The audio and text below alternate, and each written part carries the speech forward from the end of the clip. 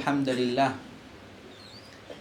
نحمده ونستعينه ونستغفره ونؤمن به ونتوكل عليه ونعوذ بالله من شرور أنفسنا وسيئات أعمالنا من يهده الله فلا مضل له ومن يضلله فلا هادي له وأشهد أن لا إله إلا الله وحده لا شريك له وأشهد أن محمدا عبده ورسوله وبعد فقال الله سبحانه وتعالى في محكمه التنزيل وفرقانه المجيد بعد أعوذ بالله من الشيطان الرجيم يا أيها الذين آمنوا اتقوا الله حق تقاته ولا تموتن إلا وأنتم مسلمون وقال تعالى أيضا يا أيها الناس اتقوا ربكم الذي خلقكم من نفس واحدة وخلق منها زوجها وبث منهما رجالا كثيرا ونساء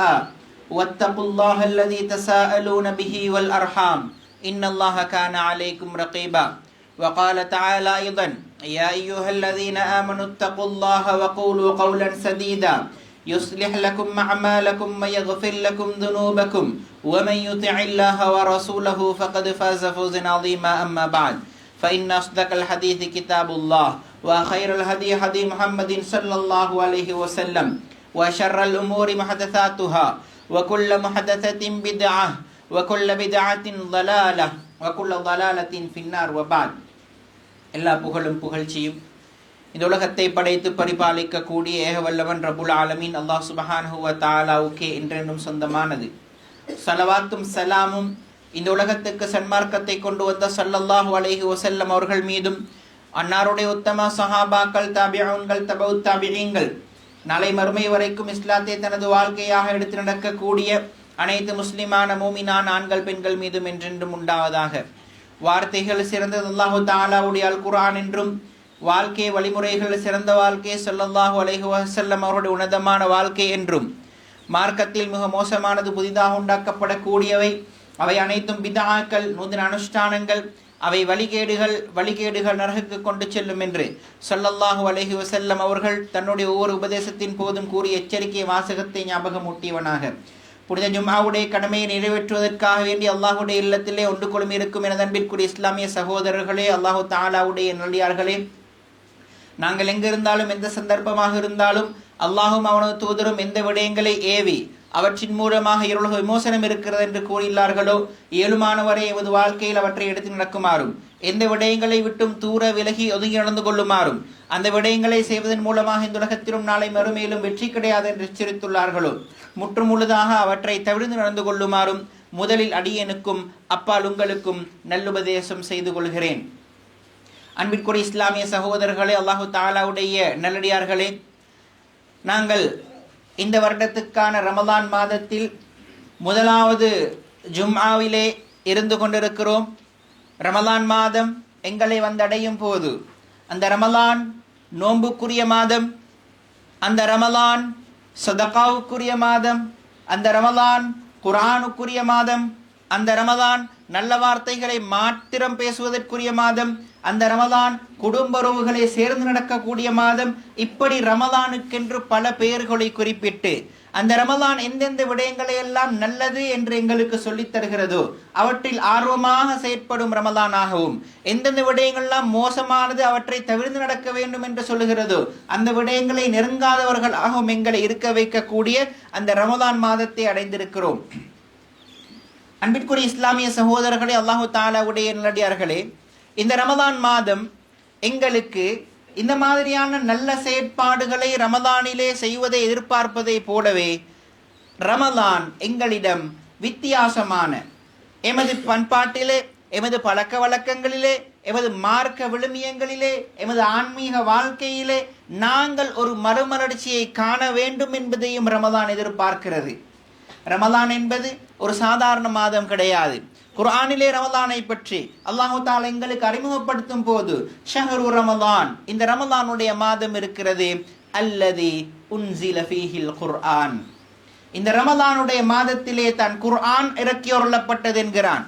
இந்த குர்ஆன் என்பது இந்த உலகத்திலே அரசியல் ரீதியாக, சமூக ரீதியாக, பண்பாட்டு ரீதியாக, விழுமிய ரீதியாக முழு உலகத்தாலும் ஒதுக்கப்பட்ட ஒரு சமூகத்தை இந்த முழு உலகமும் ஆட்சி செய்யும் அளவுக்கு மாற்றிய அந்த வேதம் தான் அல் குர்ஆன். அந்த அளவுக்கு ஒரு பவர் ஒன்று இருக்கிற அந்த குர்ஆனை அல்லாஹு தஆலா இறக்குவதற்கு தெரிவு செய்த மாதம் ரமலானுடைய மாதம். அந்த ரமலானுடைய மாதத்தை தான் நாங்கள் அடைந்திருக்கிறோம். இந்த ரமலானுடைய மாதம் என்பது இருக்கிறது, இந்த குர்ஆனை கொண்டு வந்து எங்களிடம் என்ன எதிர்பார்க்கிறது?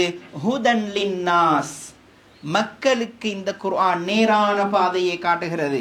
உனது வியாபாரம் எவ்வாறு இருக்க வேண்டும், உனது குடும்ப வாழ்க்கை எவ்வாறு இருக்க வேண்டும், உனது சமூக வாழ்க்கை எவ்வாறு இருக்க வேண்டும், இபாதத்துகள் எவ்வாறு இருக்க வேண்டும், வணங்குவதென்றால் அதுக்கு தகுதியானவன் யார், இந்த விடயங்களை எல்லாம் சரியாக சொல்லக்கூடிய அந்த குர்ஆன் இந்த ரமலானுடைய மாதத்தில் தான் இறங்கி இருக்கிறது. சுருக்கமாக சொல்ல போனால், ஒரு முஸ்லிம் இந்த உலக வாழ்க்கையிலே சொர்க்கத்துக்கான வாழ்க்கையை வாழ வேண்டுமாக இருந்தால் அந்த வாழ வேண்டியதை வழிகாட்டக்கூடிய குர்ஆன் இறங்கிய மாதம் இந்த ரமலானுடைய மாதம். அன்பிற்குரிய இஸ்லாமிய சகோதரர்களே, அல்லாஹு தஆலாவுடைய நல்லடியார்களே, ரமலானுடைய மாதம் எந்த அளவுக்கு பெருமதியானது என்பதை உணர்ந்தால்தான் அது எந்த அளவுக்கு ஒரு மறுமலர்ச்சியை எங்களிடம் எதிர்பார்க்கிறது என்ற விடயங்களை எங்களால் உணர முடியும். அன்பிற்குரிய இஸ்லாமிய சகோதரர்களே, அல்லாஹு தஆலாவுடைய நல்லடியார்களே, இந்த குர்ஆன் இறங்கிய மாதத்தை கண்ணியப்படுத்துவதற்காக இந்த உலகத்திலே அல்லாஹு தஆலா எங்களுக்கு பல விடயங்களை சொல்லி தந்திருக்கிறான். அதில் ஒன்றுதான் மிக முக்கியமானது, இந்த ரமலான் மாதம் முழுக்க நீங்கள் நோன்பிருக்க வேண்டும் என்பது. இஸ்லாத்தின் பார்வையிலே ஒரு சுன்னத்தான நோன்பாக இருந்தாலும் அதை தொடர்ந்து நோன்பிருப்பது இஸ்லாத்தின் பார்வையிலே பிழை. நோன்புகளில் சிறந்த நோன்பு சியாமு தாவூத் அலைஹிஸ்ஸலாத்து வஸ்ஸலாம் அவர்களுடைய நோன்பு, ஒரு நாள் நோன்பிருத்தல், ஒரு நாள் நோன்பை விடுதல். மாதம் முழுக்க அல்லாஹு தஆலா எங்களுக்கு நோன்பிருக்குமாறு கடமையாக்கி இருக்கிறான். இந்த ரமலானுடைய மாதத்திலே ஒன்று நோன்பென்ற ஒரு கடமை, அது எங்களை பல வழிகளில் மாற்றும் என்பது. இன்னொன்று, இந்த ரமலான் எங்களிடம் மறுமலர்ச்சியை ஏற்படுத்த வேண்டுமாக இருந்தால் அதற்கு நோன்பு மிகப்பெரிய ஒரு துணையை அங்கே கொடுக்கிறது. ரமலான் என்றாலே நோன்பு என்ற அளவுக்கு நாங்கள் என்ன செய்திருக்கிறோம், அந்த ரமலானை விளங்கி வைத்திருக்கிறோம் என்றால் அந்த ரமலான் எதிர்பார்க்கும் மறுமலர்ச்சிக்கு முதலாவது வித்திடக்கூடியது இந்த நோன்பு. நாங்கள் நோன்பை நோட்கிறோம். நோன்பை நோக்கக்கூடிய நாங்கள் அந்த நோன்பின் மிக முக்கியமான தாற்பயத்தை உணர்வோமாக இருந்தால் ரமலான் எதிர்பார்க்கும் மிக முக்கியமான மறுமலர்ச்சியை எங்களுக்கு உணர்ந்து கொள்ளலாம். என்ன எதிர்பார்க்கிறது? யா அய்யுஹல்லதீன ஆமனு, ஈமான் கொண்ட விசுவாசிகளே, குத்திப அலைக்குமுஸ் ஸியாம், உங்களுக்கு நோன்பு கடமையாக்கப்பட்டிருக்கிறது. கமா குத்திப அலல்லதீன மின் கப்லிக்கும், உங்களுக்கு மாத்திரமல்ல உங்களுக்கு முன்னால் வாழ்ந்த சமுதாயங்களுக்கும் இந்த நோன்பு கடமையாக்கப்பட்டது. இந்த உலகத்திலே யூதர்கள் வாழ்ந்தார்கள், கிறிஸ்தவர்கள் வாழ்ந்தார்கள், பல நபிமார்களுடைய பல ரசூல்மார்களுடைய உம்மத்தினர்கள் வாழ்ந்தார்கள். இவர்கள் அனைவருக்கும் நோன்பு கடமையாக்கப்பட்டது போல உங்களுக்கும் அந்த நோன்பு என்ன செய்யப்பட்டிருக்கிறது, ஒரு கடமையாக ஆக்கப்பட்டிருக்கிறது. அவர்களுடைய நோன்புக்கும் எங்களுடைய நோன்புக்கும், அந்த நோன்பு பிடிக்கும் நோன்பு திறக்கும் விதத்திலே வித்தியாசம் இருந்ததற்கு எங்களுடைய சமூகத்துக்கும் அவர்களுடைய சமூகத்துக்கும் நோன்பு என்பது இருந்தது. ஏன் தெரியுமா? லஅல்லக்கும் தத்தகூன், நோன்பு எதிர்பார்க்கும் மிக முக்கியமான மிக உன்னதமான அடிப்படையான மறுமலர்ச்சி, நாங்கள் அல்லாஹுக்கு பயபக்தி உள்ளவர்களாக மாற வேண்டும். எங்களிடம் தக்குவா வர வேண்டும், இறை அச்சம் வர வேண்டும். நான் எந்த காரியத்தை செய்வதாக இருந்தாலும் ரமலானுடைய நோன்பின் காலங்களிலே நான் அல்லாஹுக்கு பயந்து அந்த நோன்பை நோட்பவனாக இருக்கிறேன். ஏனைய காலங்களிலும் எனது ஏனைய விவகாரங்களிலும் நான் அல்லாஹ் எதை விட்டும் தூரமாக சொன்னானோ அதிலிருந்து பாதுகாப்பு பெற்றிருக்க வேண்டும். இதுவும் ஒரு வகையில் நோன்புதான். சாம என்ற அரபு சொல்லின் அர்த்தம் மதுசான, பாதுகாத்தான், ஒன்றிலிருந்து விலகி இருந்தான், பாதுகாப்பு பெற்றுக் கொண்டான். நாங்கள் எங்களுடைய வாழ்க்கையிலே ரமலானுடைய காலங்களிலே பகல் பொழுதிலே அல்லாஹு தஆலா ஹலாலாக்கிய சாப்பாட்டை, ஹலாலாக்கிய குடிமானத்தை, ஹலாலாக்கிய மனைவியை நெருங்காமல் இருக்கிறோம். நான் யாரும் இல்லாத இடத்தில் கூட சாப்பாட்டை தொட்டு பார்ப்பது கிடையாது, இருக்கக்கூடிய தண்ணீரை தொட்டு பார்ப்பது கிடையாது. ஏன்? அல்லாஹ் பார்த்து கொண்டிருக்கிறான் என்ற அந்த உணர்வு, அதை நான் எடுத்துக்கொள்கிறேன் ரமலானுடைய மாதத்திலே. இந்த உணர்வு ஏனைய மாதங்களிலும் எங்களுடைய ஏனைய விவகாரங்களிலும் எனக்கு இருக்க வேண்டும். நான் ஒரு வியாபாரம் செய்கிறேனா, என்னுடைய வியாபாரத்திலே நான் மோசடி செய்தேன் என்று சொன்னால், நான் ஏமாற்று வேலை செய்தேன் என்று சொன்னால், நான் பதுக்கல் வியாபாரம் செய்தேன் என்று சொன்னால், இதை அல்லாஹு தஆலா பார்த்து கொண்டிருக்கிறான் என்ற உணர்வு வர வேண்டும். அந்த உணர்வு வர வேண்டுமாக இருந்தால் எங்களிடம் அல்லாஹ்வின் மீதான அச்சம், தக்வா வர வேண்டும். தக்வா வந்தால் நாங்கள் எந்த இடத்தில் எந்த நேரத்தில் இருந்தாலும், முழு உலகமும் எங்களை பார்க்காவிட்டாலும் அல்லாஹ் பார்த்து கொண்டிருக்கிறான் என்ற உணர்வு எங்களுக்கு வரும். நான் வியாபாரம் செய்கிறேன், என் கடைக்கு ஒரு கஸ்டமர் ஒன்று வாராரு. நான் அவருக்கு பிஸ்னஸ் செய்யும் போது அவரை பார்க்கும் போது விளங்குது, இவர் இந்த சாமான் இதுக்கு முதல் வாங்கில்லை. ஒரு புதிய கஸ்டமர் பேசும் போதே எங்களுக்கு பிஸ்னஸில் விளங்கிடும். புதிய கஸ்டமர் என்றனால நான் சொல்கிறேன், வழமையாக நான் ஏனைய கஸ்டமர்களுக்கு அந்த பொருளை 1000 ரூபாய்க்குத்தான் கொடுக்கிறது. புதிய கஸ்டமர் கொஞ்சம் ஏமாற்றி பார்ப்போம் என்று நான் வழமையாக 2000 ரூபாய்க்கு விற்கிறேன், உங்களுக்கு நான் 1500 ரூபாய்க்கு தாரேன். நான் ஏமாற்ற யோசிக்கிறேன். என்னுடைய உள்ளம் சொல்லுகிறது நான் ஏமாற்றி விற்பேன். நான் ஏமாற்றி விற்றால் இந்த இடத்தில் அவர் கண்டுபிடிக்கவும் மாட்டார், ஏனையவர்கள் யாரும் பார்த்து கொண்டிருப்பதும் கிடையாது. ஆனால் என்னுடைய உள்ளம் சொல்லுகிறது, உன்னை படைத்த ரப்பு பார்த்து கொண்டிருக்கிறான். அது வெறுமனே 500 ரூபாய் லாபம். ஆனால் இதற்காக நீ மறுமையில் அல்லாஹ்விடம் வகை சொல்ல வேண்டும் என்று என் உள்ளம் சொல்லுகிறது என்றால் இது தக்வாவின் அடையாளம். இதை ரமலான் எங்களிடம் வளர்க்கிறது.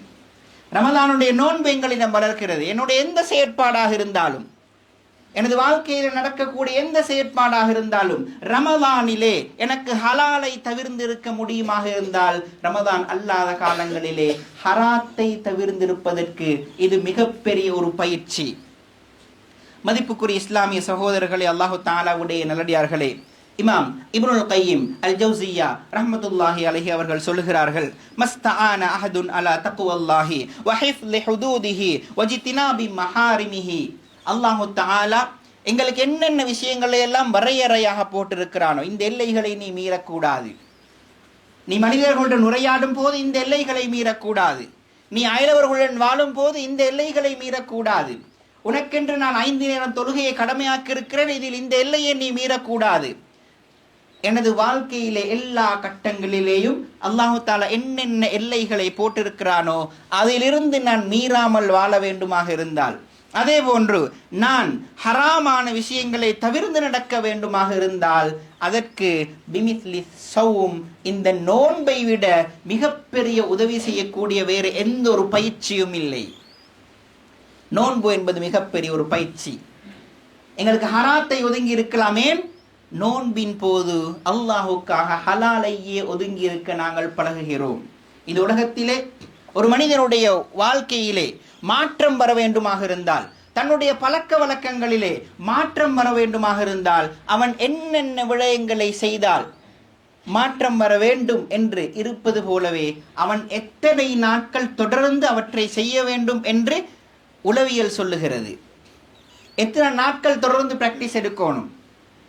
ஆரம்ப காலங்களில் உளவியல் அறிஞர்கள் சொன்னார்கள், ஒரு மனிதன் 21 நாட்கள் பயிற்சி எடுத்தான் என்று சொன்னால் அவனுடைய வாழ்க்கையில் எந்த பழக்க வழக்கத்தையும் மாற்றிக்கொள்ளலாம்.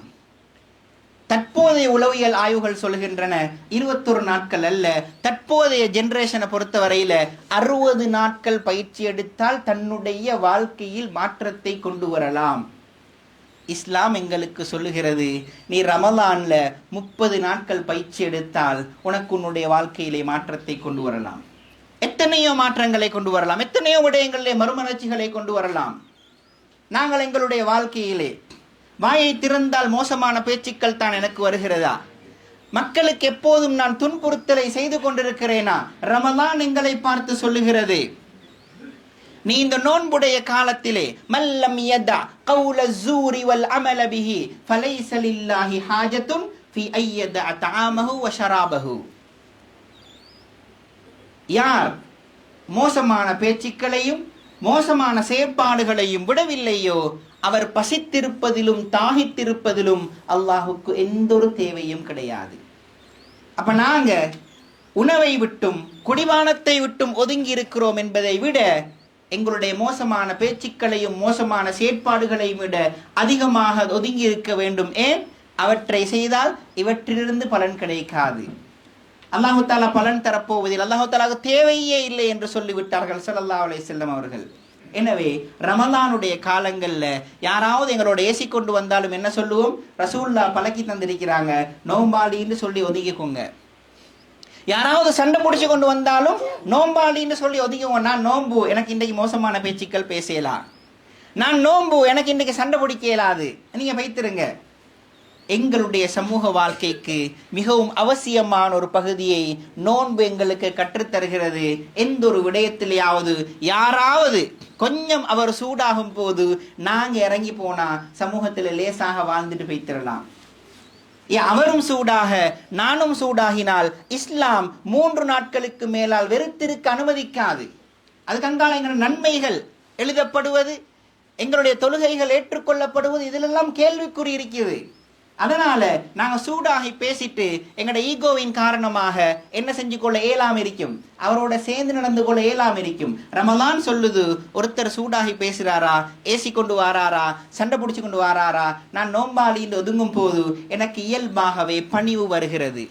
உனக்கு பேசலும்னா எனக்கும் பேசலும்னு ரமலான் பேச விடாது.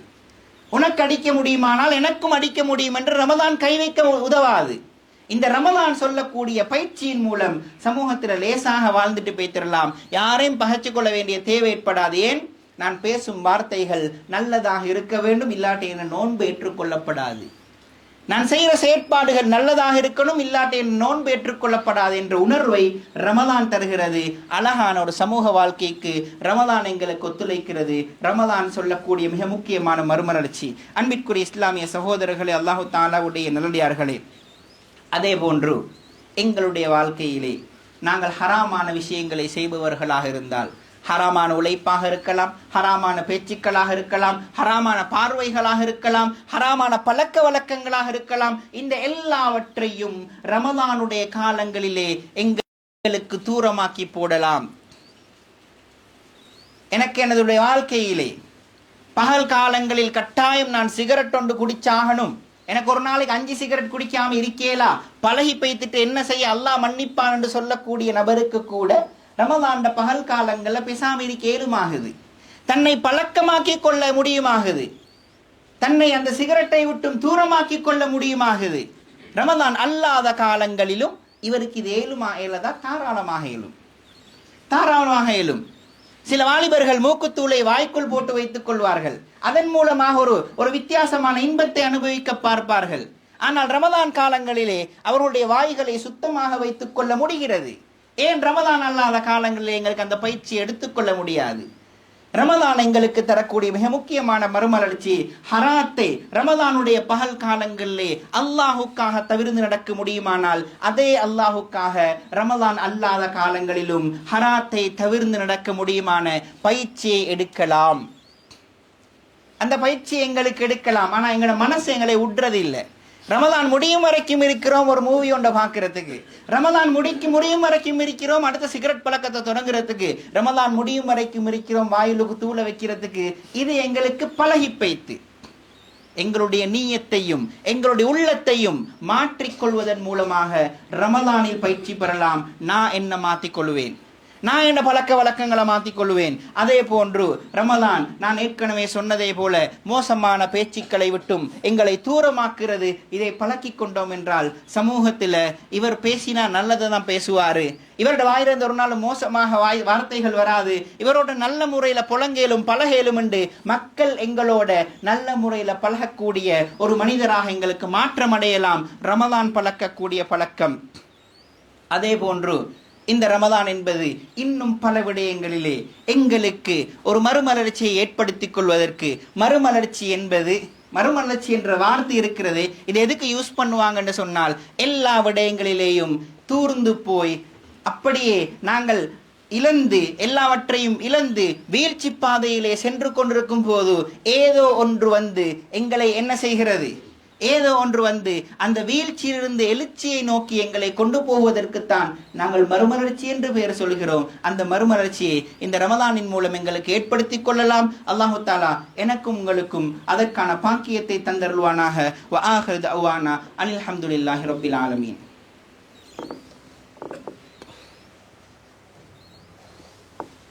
அல்ஹம்துலில்லாஹ் வஸ்ஸலாத்து வஸ்ஸலாமு அலா ரசூலில்லாஹ் வ அலா ஆலி ஹிஸ்பில்லாஹ் அம்மா பாத்.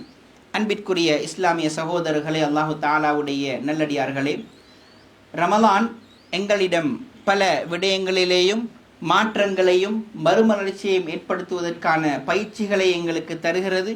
அவற்றை நாங்கள் எங்களுடைய வாழ்க்கையிலே சரியான நியத்தோடு நல்ல முறையிலே பின்பற்றினோம் என்று சொன்னால் எங்களுடைய வாழ்க்கையில் பல மாற்றங்களை எங்களுக்கு அனுபவிக்கலாம் என்ற விடயங்களை பார்த்தோம். அதற்கடுத்ததாக ரமலான் இந்த மாதிரியான மாற்றங்களை எங்களுக்குள் கொண்டு வருவதற்கு சில முக்கியமான காரணங்களும் இருக்கின்றன.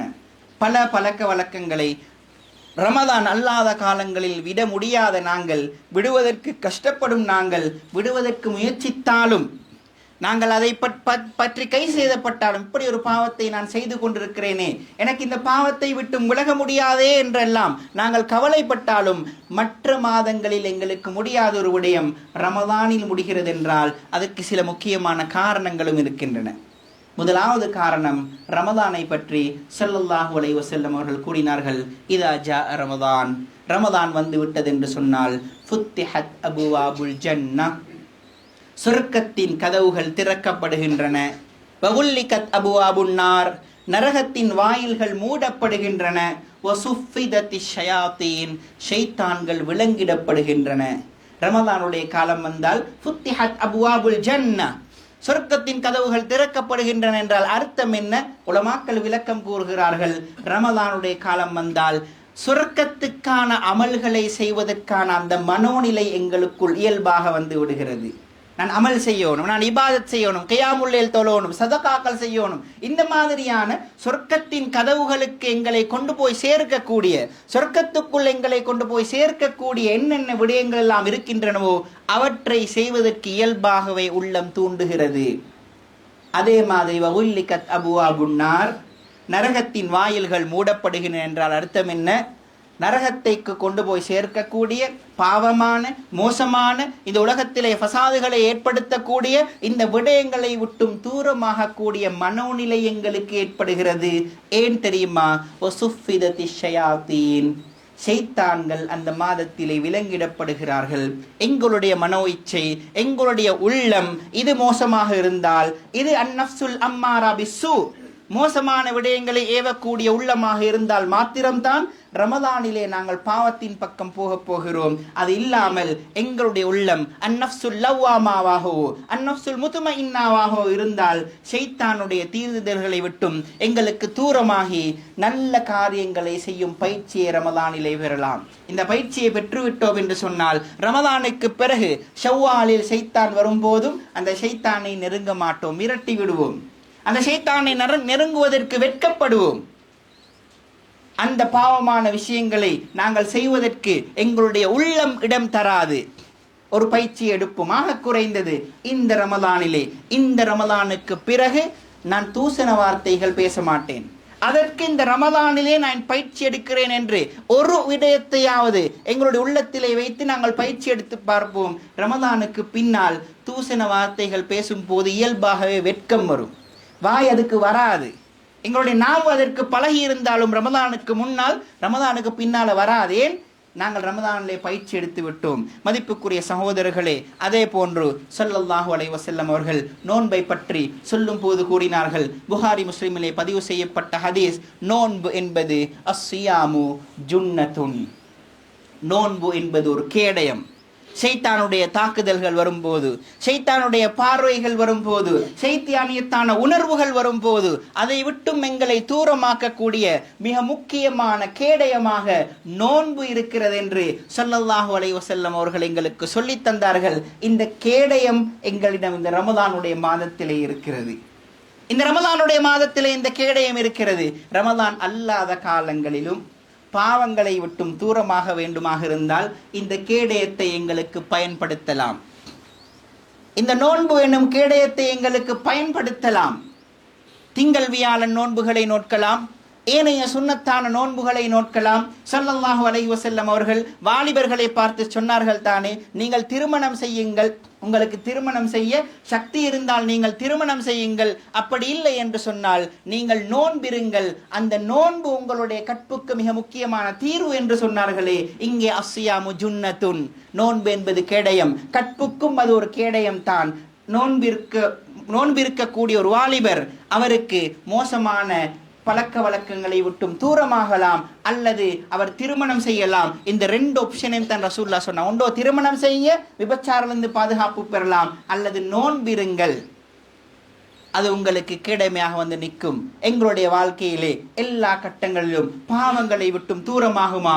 நோன்பிருப்போம், அதன் மூலமாக பயிற்சி எடுப்போம். அதே போன்று இந்த நோன்பிலே எங்களுக்கு இருக்கக்கூடிய இன்னொரு மிக முக்கியமான ஒரு உந்து சக்தி தான், நோன்புல எல்லாரும் பள்ளிக்கு போய்த்து தொழுகிறாங்க, எல்லாரும் கியாமுல் லைலுக்கு போறாங்க, வக்துகளுக்கு பள்ளிக்கு போறாங்க. நான் மட்டும் கடையில் உட்கார்ந்து கொண்டு நிற்க கூட எனக்கு வெக்கமாக இருக்குதுன்றாவது பள்ளிக்கு போவோம்.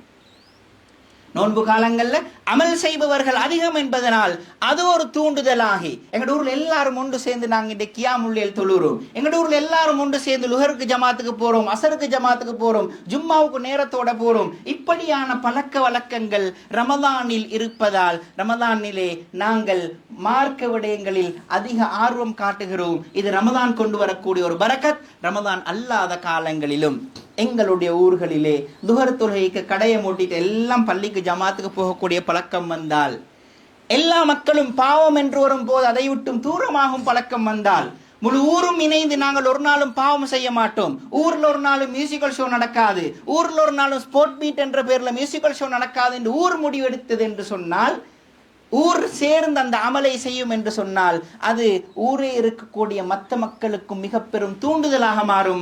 வீட்டில் தொழுதுட்டு பெசாம இருக்கிறவங்க கூட நோன்பு காலங்கள்ல எல்லாம் பள்ளிக்கு போறாங்க, நாங்களும் போவோம் என்ற உத்வேகத்தை எடுத்துக்கொண்டு சந்தோஷமாக பள்ளிக்கு போகும் சூழல் ரமலானுடைய காலங்களில் ஏற்படுகிறது. அது ஏனைய காலங்களிலும் பின்பற்றப்படுமாக இருந்தால் ஒரு அழகான ஊராக எங்களுடைய ஊரை எங்களுக்கு மாற்றிக்கொள்ளலாம். அதே போன்று இன்னும் பல விடயங்கள் இந்த ரமலானுடைய காலத்திலே எங்களுடைய உள்ளங்கள் இபாதத்துகளுடன் நற்கர்மங்களுடன் நல்ல வார்த்தைகளுடன் இணைவதற்கு காரணமாக இருக்கின்றன. அந்த காரண காரியங்களை ஏனைய காலங்களிலும் நாங்கள் பின்பற்றும் போது ரமலானை போன்ற அந்த அழகான சூழலை, ரமலானை போன்ற அந்த ரமலான் தரக்கூடிய மறுமலர்ச்சியை ஏனைய காலங்களில் அப்ளை பண்ணக்கூடிய அந்த நல்ல பழக்கங்களை எங்களுக்கு ஏற்படுத்திக் கொள்ளலாம். அல்லாஹு தஆலா இந்த ரமலானின் மூலமாக நல்ல பயிற்சிகளை பெற்று அவற்றை எமது வாழ்க்கையில் அமுல்படுத்தக்கூடிய பாக்கியத்தை தந்தருள்வானாக. வ ஆகிரு தஅவானா அல்ஹம்துலில்லாஹி ரப்பில் ஆலமீன்.